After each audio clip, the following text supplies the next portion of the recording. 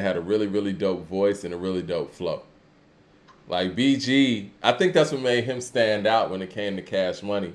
We don't really talk about Cash Money too much. I don't know, what your feelings were like on the Hot Boys when they came in, but I know for me, man, I wasn't that big of a No Limit fan, right?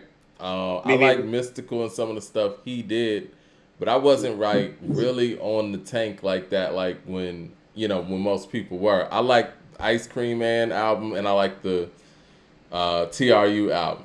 I like when P was doing his shit like that. But like all of those spinoffs from the No Limit, I wasn't too big on them. But when Cash Money came through, they were different. Like to me, it was. I mean, now that we know what we know, they kind of honed in on what that real New Orleans sound was as far as bounce music, right? Production wise. And I think back then I felt like the No Limit guys were the better rappers, but now I don't know if I feel that way. I think But Juvenile like the had No such a Limit. perspective. I think the Juvenile between Juvenile BG and Wayne really wasn't the Wayne we know of or that he became. Him and Turk were more so style, right? Manny and Baby aren't going to give you lyrics, but the perspective that Juvenile and BG had alone, I think that might put them over the edge. Because I think Juvenile might have been the best rapper I guess, of both labels. Unless you want to say Mystical's better than him, but you think Mystical's better I than do. Juvie? I don't think so. That's a fact. Okay. That's not even so. I think lyrically, I think stylistically, originality and all that stuff, obviously, Mystical's in his own box. I think he's probably one of the most original artists we've ever seen. Him and Wayne. It's interesting that, both of them were from New Orleans. But Juvenile, man, like Juvenile has some real songwriting skills, man. High, we laughed at it when we first heard it. That shit is brilliant. We did. I was one of Back those that people. thing up is brilliant when you think about it.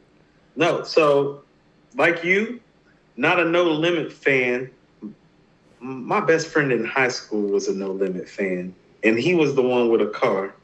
So always heard No Limit. Yeah, Some of their better stuff is Mystical's Unpredictable, definitely. I think Master it's the best P's No Limit Ghetto album. Dope, and Mr. Ice Cream Man. Yeah. Uh, Fiends, There's One in Every Family. Yep. Fiend was dope too. I left him out. Yep, Soldier Slim with Soldier Rags. That's a No Limit project. Yeah. And C Murders, the C Murder album that had Down for My Niggas is tough too. Yeah. They had a And lot of of rappers. course, And Mia and X of was tough course, too. the TRU album that you're talking about with No Limit Soldiers, Mm-hmm. the Mia X album. So they did work, even though I wasn't a big fan. No, they did work and put out quality projects. Mystical's the best rapper between the two camps. Cash Money won a style fight. No Limit. People forget P got his business model and a lot of that shit from the Bay. Yep. I mean, So sonically, when you think about it, a lot of that stuff kind of sounds like the Bay, the early stuff. Not when Beats by the correct, Pound got on, but like that early correct, Mr. Ice Cream Man stuff, that stuff right. sounds like the Bay when you think about it. So you have to understand when Cash Money is starting to find their groove and their niche, it sounds more authentic to the city. So Yeah. they want a style fight in their own city by keeping the style more local until it went major. P took a sound from somewhere else and brought it back to the hood and then blew up and started putting the sound from the city on. Cash Money was the bounce because of Manny from the jump.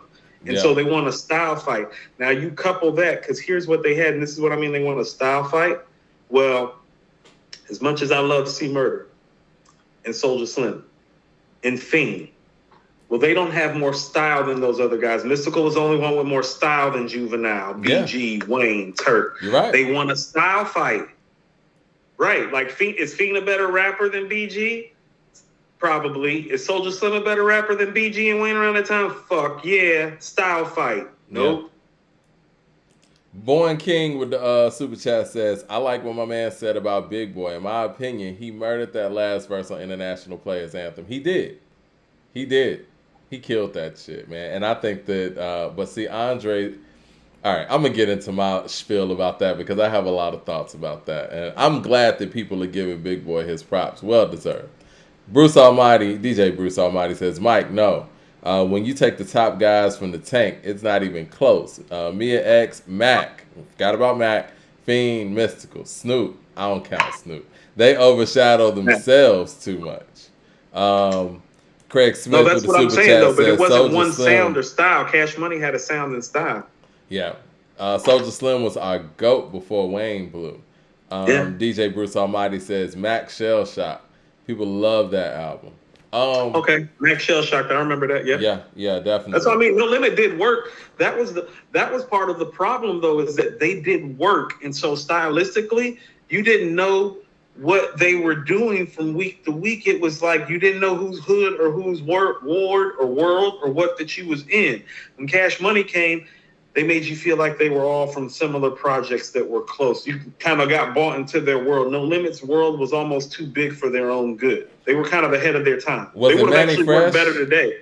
Was it Manny Fresh that was the X factor? Because I'm not gonna lie, when I first heard those, the authenticity. If you think the authenticity of the sound is the X factor, then yes, because he's the X factor in that. Because his sound and his production sound comes straight from Bounce, New Orleans sound and music. When I heard Rich Niggas, when I heard Ha, as far as production wise, I never heard nothing like it, to be honest. See, I'm thinking even before that. I'm thinking like Big Ball and Whoa, Kimo Sabe. Oh man, no, that's one of my favorite beats ever. No, that's one of my favorite beats ever. That's one of my favorite Manny joints.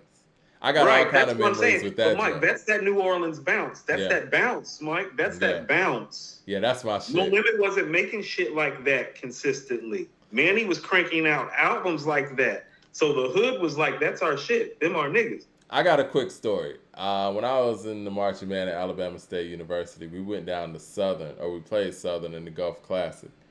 And, we had our music and everything together, but Southern on the other end, man, they just broke off into that boom, boom, boom, boom, boom, boom, boom. The tubas was going side to side, and then the trumpets jumped up and just started blaring out that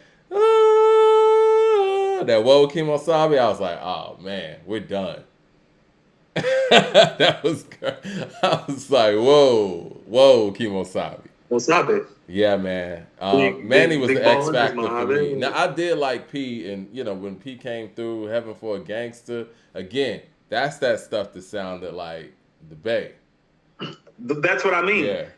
So is there Heaven for a Gangster? That's straight yay area. I see somebody saying BG is the down south prodigy. I love the correlation there, And that's my thing when I talk about BG. It's that realness. Yeah, when I talk about BG and Juvenile, their perspectives to me were a little bit more introspective than what we were getting from No Limit rappers. Now, stylistically, were they better technical MCs? Maybe not.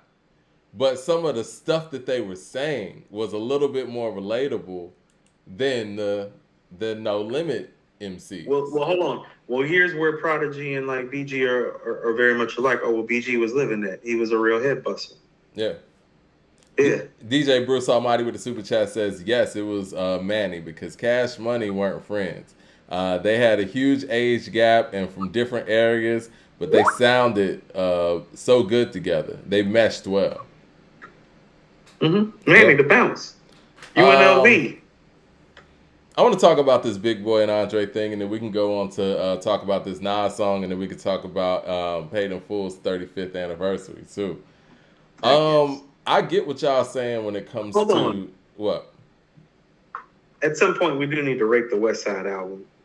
It's hard to rate. I thought we gave it a 3. I'm thinking, no, because we didn't see. We went into our little rabbit hole and we never ran down the tracks like that. Is what I'm saying. And it's like when I'm looking. That's why I asked you if you like Big Ass Bracelet. Can we get done with the Westside and then we can do Big Boy 3 steps? Yeah. Let's do that. Dumb It Down with the super chat says Big Boy's greater than 3,000. So Lucia's Left Foot is a classic. Okay, we're gonna get to that. We are going to get to that. Let's get to this rating this Westside and we'll move on. Right. LP says it's a 3 out of 5 at best. Whew, okay. Y'all are tough, man. They are tough. What did you think about? They don't love Westside in this chat like that anyway. Because I was seeing the Pray for Parents comments. It's like Pray for Parents is good. It's like, okay, no. Jesus Crack. What do you? So we're skipping Jesus Crack, right? Yeah, I mean it was cool. Like that. That's what I'm saying. It was 3 out of 5. Yeah, It was cool. What about that Ritz Barlton? I didn't really care for that. me either. Once Yeah, I didn't think it again, was very good. slow music, man. Right. Big ass Big ass bracelet, I bracelet. like that.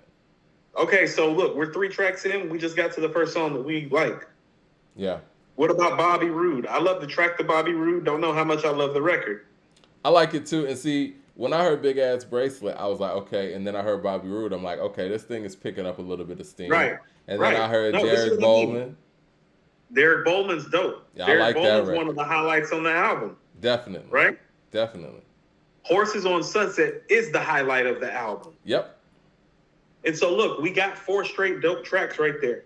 Well, That's what I'm saying. It's 3 not and as a bad as you possible. think, because think about it.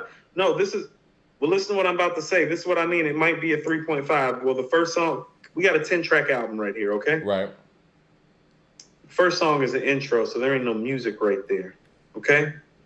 I told you these intros kind of hurt him when it doesn't go off well musically, too, because it's just taking up space at that point. Mm-hmm. Then we got the Flip versus Phil. That's them local hood freestyles he's been posting on social media. That's one of those. So there's no rap on 2 of these records all the way. So we're really only talking about 8 songs. Well, we just went through 4 of them and said they were dope. You feel me? Mm-hmm. We usually don't give song albums 3s that we haven't finished rating it. And we're like, well, we already just went through 4 dope records, 1 record we can skip, and 1 bad record. That's not a 3. And so how do you feel about the rest of those last 2 tracks is really how we should rate this album. How do you feel about that Open Praise and Dan Housen track? I mean, they're cool. And I think this album is just cool. So it would probably be. How about this? Do you think it's better than Who? Do you think Who Made the Sunshine is better? Yes. Most Then we got to definitely. give. Then we have to give this a 3 because we gave that a 3.5, and I think it's clearly better too, just because it has 98 sabers on there. Exactly. That was the first thing I thought. It's the first thing I thought too. It's got 98 sabers on there. So Yeah. Again, we'll listen to it some more. Maybe things will change by Wednesday. Who knows? Somebody And asked what's crazy- if we're gonna play this album 5 years from now. I don't think so. I Okay. have no way of knowing right now, but I Oh, don't. you want to know what? Yeah, we got to give this a 3 because you want to know what? Like the Butcher and the Blade is on Who Made the Sunshine. Yeah. Mike, you went out again. We went out again, Mike. No, Can you keep hear me? going. Keep going. I'll get back. Okay, there we go. Yeah, but the Butcher and the Blade Mm-hmm. is on Who Made the Sunshine. So is All Praises with Jadakiss and Yep. Boldy. Yep. Like just so the Butcher and the Blade, All Praises, and 98 Sabers blows everything on this album out the water. Exactly. Like everything. It's not even a competition. And I'm also going to say something too. Is like I like Stove, but Stove didn't do himself any favors on this album outside of that. What is it with the horses? What's that record? Sunset. Sunset on Horses. Yeah.